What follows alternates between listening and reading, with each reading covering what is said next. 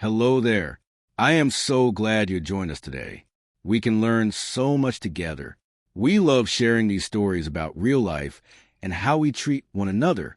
It is wonderful to have you here in our little community of caring people who value heart-to-heart connections and truly meaningful life lessons. It makes my heart full to see you. The very moment I walked into my wife's office party, I could feel a heavy weight in the air. No one said anything, but I could see it in the way they looked at me sideways. There were quiet whispers. Some coworkers looked at me as if I was out of place. They made me feel like I was invisible or just a piece of furniture in a corner.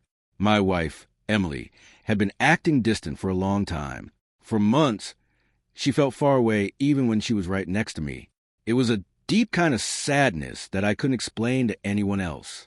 She stayed late at her office almost every night. She had meetings on the weekends that she said could not wait for Monday. Whenever I asked what was going on, she would just give me a fast kiss and tell me another excuse. On the night of the party, I wanted to surprise her. I wanted to show her that I was still her husband and I cared for her deeply. I wanted to remind her of our love. But when I arrived, I saw something I did not expect. Her boss, Brad, was standing there with his arm around her waist while he introduced her. He was acting like she belonged to him. Brad thought the whole world turned just for him. He had shiny hair and wore a suit that cost a lot. He had a smile that felt cold and full of himself. He looked at me as if I was just a messy worker who didn't know anything. He turned toward me as if he were seeing me for the first time. "Oh, so this is Emily's husband," he said, acting surprised. "You are the contractor, right?" He said it as if being a contractor was a bad thing. The group laughed a little bit. The laughter sounded like broken glass in my ears, sharp and cold. Emily's face went pale. I just kept a kind smile. He had no idea who I was. I reached out my hand. "That is right," I said. "I take care of some buildings." His handshake was much too hard. He was trying to show he was stronger. "Good for you," he muttered. Then he turned away and acted like I had disappeared. "You found a man who works hard, didn't you, Emily?" he said. "He probably built a really great deck." More laughter went through the crowd. Emily seemed to shrink down, but she said nothing. That silence hurt. The rest of the night, Brad made snarky comments about people who work with their hands. Emily just laughed and looked at her shoes. She was uncomfortable, but she stayed quiet. I was polite and friendly. I wasn't just a husband tagging along. I was actually the main owner of the company. I built the whole firm from the ground up before I stepped back. I kept it a secret because I wanted to see how the bosses behaved when they thought no one important was watching them. I wanted to find out if they were kind to people who didn't have big titles. During dinner, Brad bragged about profits.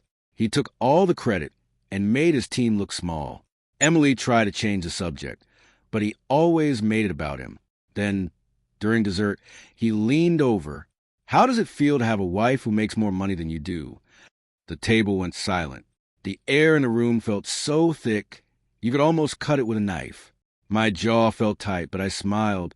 "It feels great," I said, "especially since every single paycheck she earns comes from my company." A heavy silence fell over the room. Brad laughed nervously.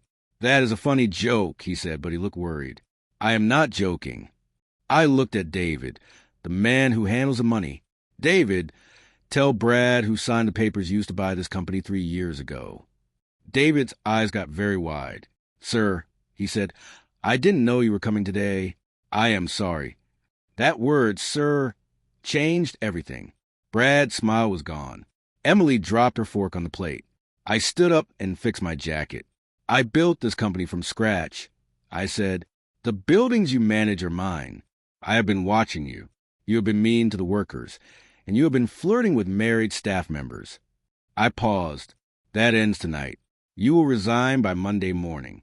If not, I will tell the truth to everyone." Brad couldn't speak. I looked at Emily. She was full of guilt. "Enjoy your night," I said, and walked out. Outside, the air was fresh. I felt sad. Emily came home later. Her eyes were red.